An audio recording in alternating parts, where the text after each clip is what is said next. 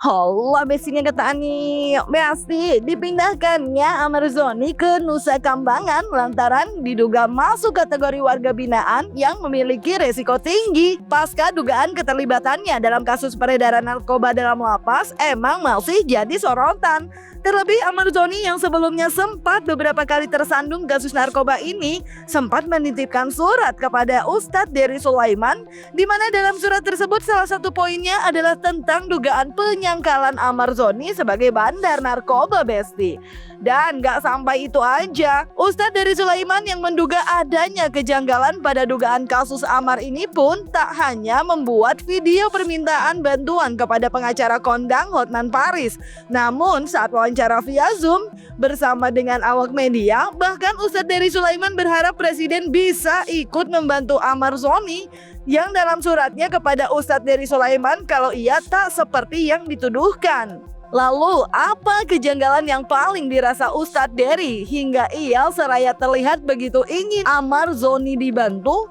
Dan bagaimana juga reaksi Hotman Paris terhadap video permintaan bantuan Ustadz Dery? Benarkah Hotman yang tengah sibuk dalam beberapa kasusnya tak bisa membantu Amar? Siapa yang benci, tak benci yang sayang, sayang. Kalau aku sayang sama semua orang, siapapun yang mau bantuan, aku bantu. Selama itu dia benar. Kalau dia salah, ngapain dibantu? Kalau dia dituduhkan yang bukan, berarti perlu kita bantu, itu aja. Ya mudah-mudahan lah dibantu Pak Presiden bisa dengar, dan karena jangan sampai ada satu rakyat negara ini pun yang terzolimin. Ya. Oke, Bang Ustadz, kalau untuk kabarnya peristiwanya itu di bulan Januari kemarin, menurut Bang Ustadz tanggapannya gimana? Nggak tahu aku, berarti kan aku ketemu kemarin udah kejadian itu. Ya, waktu aku ketemu Amar nggak ngomong apa-apa, ngomong baik-baik aja, ketemu di masjid, wajahnya bercahaya, dia buat amalan, bicara kebesaran Allah, dia udah sholat 5 waktu, nggak pernah tinggal katanya, dia nggak pakai lagi, setahun terakhir dia udah negatif. Ya. Kan dokter Ki setiap jenguk katanya dia mau tes urin. Boleh tahu nggak Bang Ustadz, kira-kira alasannya Bang Ustadz minta tolong ke Bang Hotman nih apa nih? Soalnya kan udah ada kuasa hukumnya juga. Barangkali Bang Ustadz dapat tipis gitu. Biar ada bantuan lebih banyak lagi ya, karena menurutku aneh aja sih, ada kelainan aja. Mungkin aku udah konsultasi sama Bang John juga sebelum ngomong itu. Nggak apa-apa kalau sama Bang Hotman, nggak apa-apa. Kita bantuan. Atau mau dibantu. Kalau nggak apa-apa juga sih, nggak berharap. Bang Ustadz, tapi boleh cerita nggak Bang Ustadz waktu awal banget nerima suratnya tuh dari mana dan bagaimana gitu Bang Ustadz? Tiba-tiba nyampe ke rumah kah atau bagaimana gitu Bang Ustadz? Dokter Kamelia ngantar, Bang. Ngantar Dokter Kamelia, Kak. Ke rumah Bang Ustadz ya? Iya. Terus so far pembahasannya sama Dokter Kamelia gimana dari Bang Ustadz sendiri? Nggak ada pembahasan apa-apa. Aku cuma baca surat, minta tolong, ini orang kok aneh tiba-tiba dikirim ke Nusa Kambangan, kan belum disidang, belum divonis, kok langsung diperlakukan seperti gembong narkoba, punya barang bukti kiloan sabu-sabu dan sebagainya. Kan masih ada waktu untuk komunikasi, kenapa nggak didampingi pengacara, kenapa nggak ada pemberitahuan ke keluarga, kan keanehan-keanehan itu kan perlu dipertanyakan. Tolong dijawab itu aja, pihak-pihak yang berkaitan jawab aja. Kalau memang Amar buat pantas diperlakukan seperti itu, ya kita sebagai orang yang nggak paham hukum ya ikut aja lah. Memang dia memang dari suratnya dibilang kan saya bukan pengedar, saya bukan bandar, saya cuma orang yang ingin itu seperti itulah Kak. Jadi aku sebagai manusia lah, ini kemanusiaan yang menurutku nggak manusiawi banget ya, orang yang dibawa yang belum diputuskan bersalah baru sangkakan, belum disidang juga. Kan kasus lama kan belum selesai masa hukumannya. Tiba-tiba langsung dikirim. Menurutku sih sebagai orang awam ya, itu ada yang janggal, ada yang aneh sih. Apa yang mau ditutupi, apa yang mau dialihkan ke sana gitu. Kenapa Amar gak diberi kesempatan untuk membela diri, untuk berbicara, didampingi pengacara. Merasa isi surat Amar cukup mengerikan, Ustadz Dery Sulaiman juga menyebut kalau Amar Zoni sudah tak lagi memakai narkoba. Lantaran menurutnya Kamelia kerap melakukan tes urin setiap menjenguk Amar dan telah memiliki hasil negatif. Terlebih menurut Ustadz Dery ada dugaan pemerasan dari oknum yang juga diceritakan Amar melalui surat yang ia terima. Sementara itu Hotman Paris sendiri yang dikonfirmasi awak media dalam wawancaranya mengaku belum mengerti kasus Amar. Nah, apakah hal ini akan menjadi hal yang akan membuat Amar tak memiliki harapan besar untuk bisa lolos dari dugaan keterlibatannya dengan dugaan kasus peredaran narkoba dalam lapas? Dia itu kirim surat ke Pak Ustadz, ya, kirim surat ke Pak Ustadz menceritakan kronologisnya. Pak Ustadz terus minta tolong saya, tapi kan saya belum mengerti kasusnya, jadi saya nggak, saya hanya posting, tapi mengerti, saya belum bisa berbuat apa-apa kan saya nggak ngerti kasusnya. Itu aja. Jadi si Pak Ustadz minta tolong saya agar bersuara. Ya saya bilang saya hanya bisa dulu hanya sekedar memposting, tapi untuk mengerti substansi saya nggak bisa komen, kan saya nggak ngerti kasusnya gitu loh. Saya kan bukan seperti si Rasman main gitu ya. Tapi kan soal ini, Bang. Saya nggak ngerti kasusnya, don't ask me. Gua nggak ngerti kasusnya. Apapun gua nggak ngerti kasusnya. Gua nggak mau ngomong. Tapi kan kayak gini dari Ya, gua nggak ngerti kasusnya. Apakah ada dasarnya? Apakah saya nggak tahu. Jadi don't ask me. dasarnya kan mengedarkan Saya nggak ngerti kasusnya. Jangan tanya gua gimana sih. Bang, tapi Hotman 911 akan membuka peluang untuk membantu. Saya belum tahu karena saya belum tahu. Makanya saya belum mengerti kasus. Makanya saya nggak bisa komen. Apalagi ini kan narkoba. Saya karena persahabatan dengan Pak Ustadz ya saya posting, tapi detailnya saya nggak tahu, jadi nggak bisa komen. Ya, udah. Tapi ada komunikasi sampai sekarang sama Ustadz? Apa? Ada komunikasi sama Ustadz Dery nggak? Ustadz Dery? Apa? Ada komunikasi. sama Oh, Ustadz Dery. baru sekali telepon, habis itu belum ada. Berarti Ya. jawaban Abang Ya, saya bilang saya hanya posting, saya pelajari dulu. Oke? Berarti belum. You ngerti nggak bahasa Indonesia sih?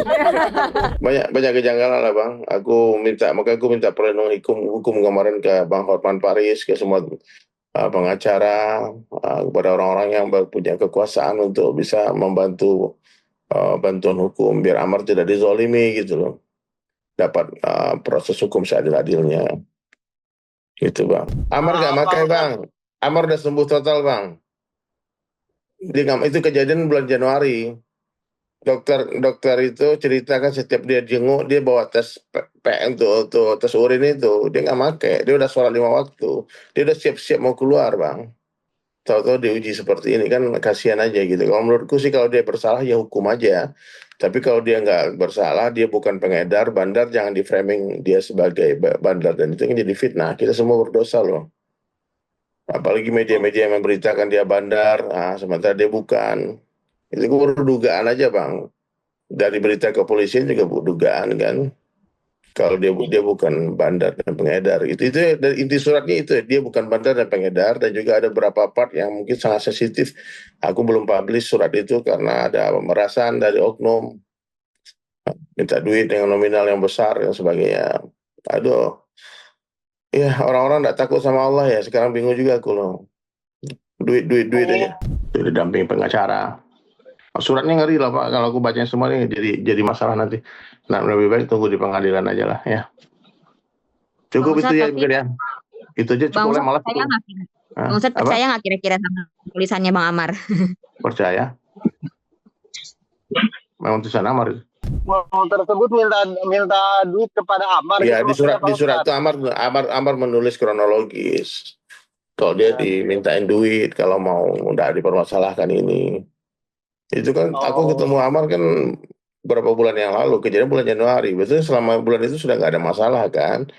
Tahu-tahu sekarang diviralkan, terus proses pemindahannya pun difoto, dikontenin, kan nggak lucu itu. Itu kan udah melanggar SOP itu loh. Menurutku sih selama ini orang dikirim ke Nusa Kambangan kan nggak ada yang difoto-fotoin, emang nggak ada yang diviralin. Gitu.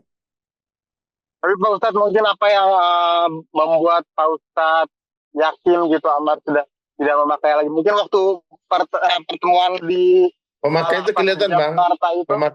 Pemakai itu kita kan orang lama bang.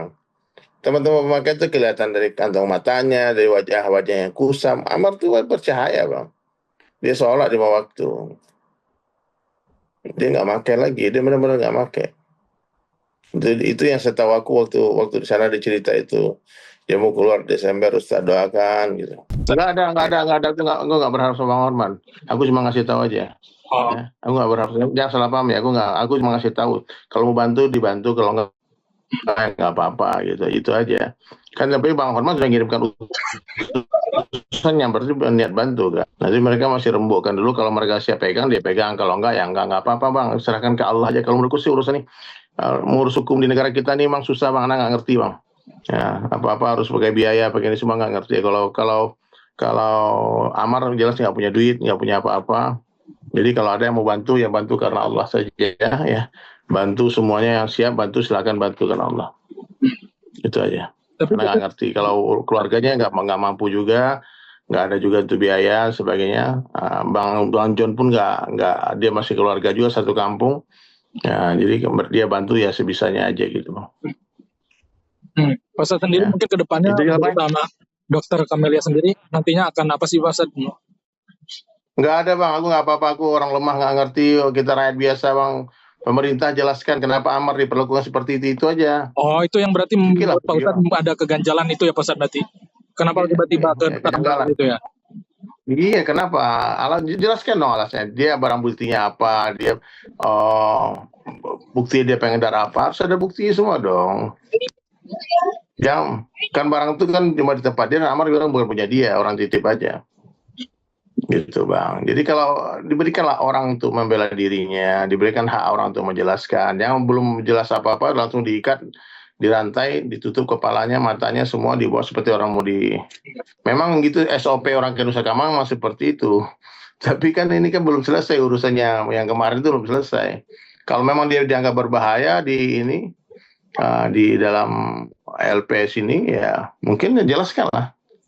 Seberbahaya apa Ahmad Joni itu gitu loh. Kalau menurutku sih dia anak baik sih, nggak ada masalah. Dia artis, dia atlet bela diri, bawa medali emas buat Indonesia. Banyak kebaikan dia juga. Amar Zoni memang tengah dalam ujian yang cukup berat. Dari Amar yang dulu dikenal sebagai pesinetron muda yang banyak diidolakan, namun kini Amar yang telah 3 kali tersandung kasus narkoba dan kini diduga terindikasi terlibat dugaan peredaran narkoba dalam lapas, hingga membuatnya yang dulu banyak dikelilingi fans, kini malah terlihat menggunakan rantai di kaki dan tangannya sambil diborgol. Bahkan hingga dibawa ke Nusa Kambangan karena diduga telah masuk kategori warga binaan yang memiliki tingkat resiko tinggi, hingga diduga perlu menjalani hukuman dengan super ketat maksimum di Nusa Kambangan. Lalu, bagaimana dengan kasus Amar yang sebelumnya, yang justru hampir membuatnya akan menghirup udara bebas? Di tengah dugaan kasusnya yang kini justru membuatnya harus dibawa ke Nusa Kambangan. Benarkah pemindahan Amar Zoni ke Nusa Kambangan memang sebelumnya tidak dikomunikasikan kepada keluarga Amar Zoni? Dan benarkah Amar sempat memiliki banyak rencana untuk semakin mengupgrade dirinya saat kebebasan yang sebelumnya akan terjadi bulan Desember ini? Gini, ini pelurusan ya. Jadi yang dipindahkan ke Nusa Kambangan, khususnya super maksimum dan maksimum security, adalah narapidana yang masuk kategori high risk, risiko tinggi. Risiko tinggi ini didapatkan dari hasil asesmen. Artinya itu bukan tergantung dari kasusnya atau berapa lama kasusnya. Ya, jadi dia mau kasusnya penipuan, pencurian, atau yang sisanya tinggal 5 bulan, 3 bulan lagi, tapi masuk kategori high risk, maka akan kita treatment di lapas super maksimum dan super maksimum Pulau Nusa Kambangan. Jadi seperti itu. Jadi dasarnya adalah hasil asesmen, dan hasil asesmen itu adalah kategorinya high risk. Tanpa terkecuali ya Bu? Tanpa terkecuali. Mungkin beberapa. Iya. Jadi kalau dia bilang, tinggal setahun lagi, atau ada yang bilang kan kasusnya ini gitu. Jadi bukan berdasarkan kasus ataupun sisa pidana ataupun lama pidana. Jadi kita ada yang seumur hidup yang tidak di Nusa Kambangan karena dia melaksanakan di lapas di sana itu baik, dia melaksanakan pidana dengan baik, mengikuti program dengan baik. Bahkan di beberapa mereka itu membantu kita melakukan pembinaan kepada rekan-rekannya lagi. Tambahan Gitu. sedikit Bu, secara prosedural apakah ketika narapidana atau warga binaan dipindahkan Nusa Kambangan, ada informasi yang diberikan baik dari lapas kepada pihak keluarga atau kuasa hukum seperti apa? Pasti akan diberikan nanti, akan diinfokan, pasti akan diinfokan kepada keluarga. Karena informasi yang kami dapat pihak kuasa hukum baru kemarin banget siang menjenguk dan tidak ada informasi sama sekali. Makanya dia ini tindakan. Oke, nanti itu akan kita konfirmasikan. Seharusnya diinformasikan, tapi bukan sebelum pemindahan ya, setelah pemindahan. Kalau sebelum ini kan kita pertimbangannya keamanan dan kelancaran dari pemindahan ini gitu loh. Makanya pemberitaan pun kami sampaikan setelah yang bersangkutan sampai di sana gitu. Maksimum security ini diberikan kepada warga binaan yang dilakukan pembinaan di lapas nggak bisa nih, ya kan? Maka ditingkatkan tingkatnya ke super maksimum, baik itu pembinaan maupun pengamanan. Pengamanannya itu one man one cell. Kalau pembinaannya itu dia individu, tipe pembinaannya individu. Jadi ada pembinaan keagamannya juga individu, ya kan? Dan juga pengamanan juga one man one cell. Tapi semua haknya tetap kita berikan sesuai dengan peraturan. Tapi mohon diingat, tujuan kita ini kan masyarakat juga merasa resah kan dengan ini. Kita berharap ini ada perubahan perilaku dan masyarakat itu merasa aman kalau mereka berubah perilakunya. Begitu. Mungkin apa sih mimpinya Amar Pak Ustadz setelah keluar di bulan Desember nanti Pak Ustadz, berdasarkan curatannya kepada Pak Ustadz? Kenapa? Berdasarkan curhatan mungkin kepada Pak Ustadz dari Amar, apa sih mimpinya yang akan dia capai gitu setelah bebas bulan Desember sebelumnya Pak Ustadz? Dia mau fokus memperbaiki diri lah Bang. Dia malah nggak mau jadi artis lagi, mau benar-benar mau fokus ikut dakwah. Jadi aku melihat gini Bang, maksudnya entah apa kesalahan Amar ya, aku nggak tahu kesalahannya Amar ya. Ini masalah kecil. Kalau masalah besar kan yang memeriksa pasti, yang gerebek pasti dari Mabes kan. Nah, minimal Polda lah. Ini kan cuma Polsek Bang. Nah, dari Polsek kemudian beritanya jadi nasional sampai naik ke Nusa Kambangan. Sementara vonis kasus yang dugaan ini belum disidang. Terkesan terburu-buru, nggak tahu apa sih maksudnya gimana, dan perlakuannya dirantai kayak gitu. Aduh, aku sedih banget. Antum jujur sedih nggak tuh ngeliat Bang? Kasihan Bang. Mesti kalau pecandu itu bukan dihukum mati Bang, tapi direhabilitasi, diobati. Orang sakit tuh bukan dihukum mati, tapi diobati. Ya, kita bunuh penyakitnya, bukan orangnya. Apalagi dari kementerian sekarang kan sudah memfokuskan untuk orang-orang yang terlibat yang pemakai difokuskan untuk direhabilitasi, bukan di penjara.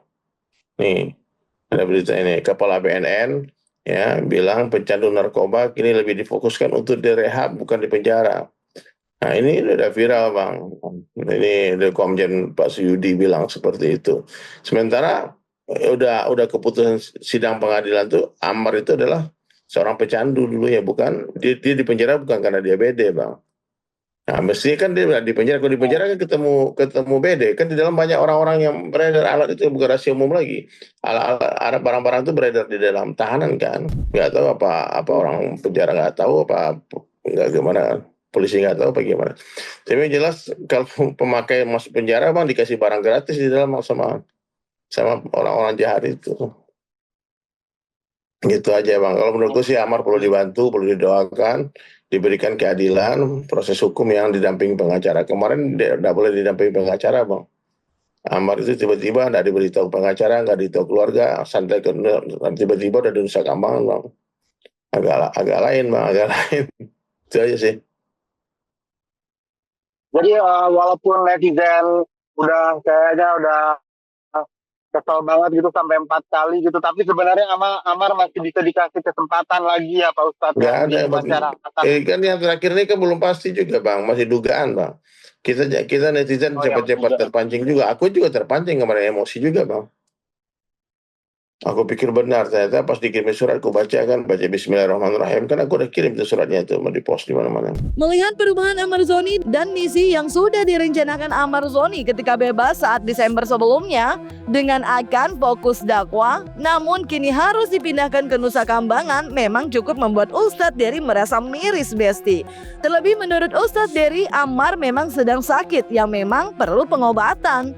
Namun meski begitu, Ustadz Dery menegaskan jika apa yang diduga kepada Amar Zoni benar adanya, maka ia akan lepas tangan, Besti. Ia pun menyerahkan jika memang Amar Zoni harus dihukum.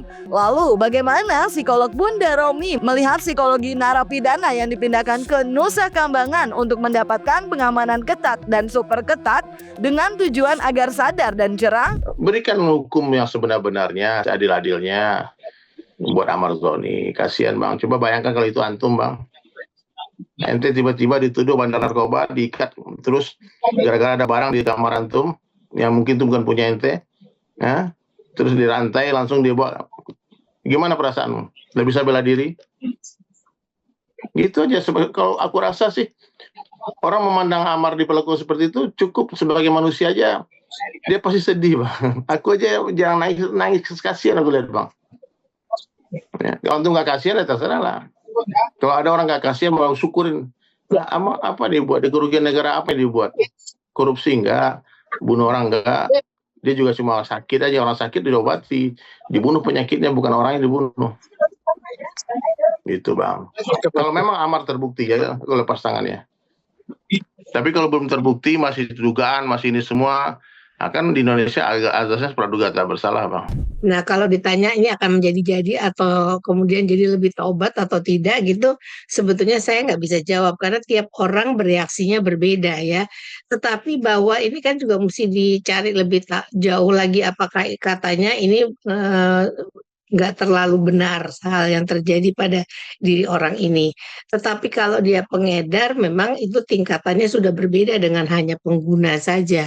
Nah, yang paling saya pikir harus dipikirkan oleh dari pihak tahanan dan sebagainya adalah memikirkan juga apakah benar orang ini kemudian kalau misalnya ditaruh di Nusa Kambangan dan sebagainya akan jadi lebih baik.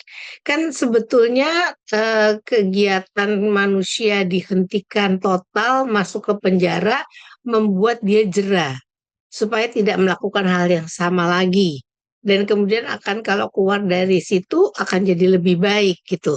Tetapi kan banyak juga kenyataannya orang yang masuk ke sana tidak jadi lebih baik. Jadi ada hal yang perlu diperhatikan untuk kemudian diperbincangkan kembali. Sebetulnya yang dibutuhkan orang ini untuk bisa kembali baik itu adalah seperti apa? Kalau dia pecandu, kalau menurut saya harusnya memang rehabilitasi. Mungkin rehabilitasi yang lalu sudah didetoks, tapi belum dibantu untuk memecahkan masalahnya. Karena setiap kali dia keluar, ya kemarin-kemarin kan akhirnya kembali lagi. Relapse-nya itu karena apa? Katanya nggak ada job, nggak ada ini, nggak ada ini. Jadi artinya dia nggak bisa memberikan respons yang cukup positif terhadap nggak punya job, apa yang harus dilakukan. Yang dibantu kan harusnya cara berpikirnya. Bagaimana cara berpikir kalau misalnya dalam keadaan seperti itu kan bisa melakukan hal-hal yang lain. Mungkin nggak kepikir karena selama ini hidup enak sebagai artis. Nah itu yang harus dia ajarkan kepada orang ini, misalnya seperti itu. Tapi kalau saya nggak tahu pasti apakah ini betul memang harus ke Nusa Kambangan atau tidak, tetapi yang saya pikirkan adalah bagaimana membuat orang yang sudah masuk ke dalam penjara, kalaupun dia keluar menjadi lebih baik gitu. Yang pasti di tengah ramainya Amar Zoni yang dipindahkan ke lapas Nusa Kambangan dengan dugaan keterlibatan peredaran narkoba dalam lapas, hal yang gak kalah cukup membuat ramai adalah kabar Amar Zoni yang beredar melalui media bahwa Amar Zoni disebut-sebut menolak sidang online, Besti, dengan alasan ingin membongkar semua yang terjadi di dalam. Kita juga dan semoga semua mendapat keadilannya ya. Jauhi narkoba demi masa depan dan hidup yang indah, Besti. Dan jangan lupa like, subscribe, comment, and share biar bisa dapetin video berita kecil lainnya cuma di Kata Ani, Besti.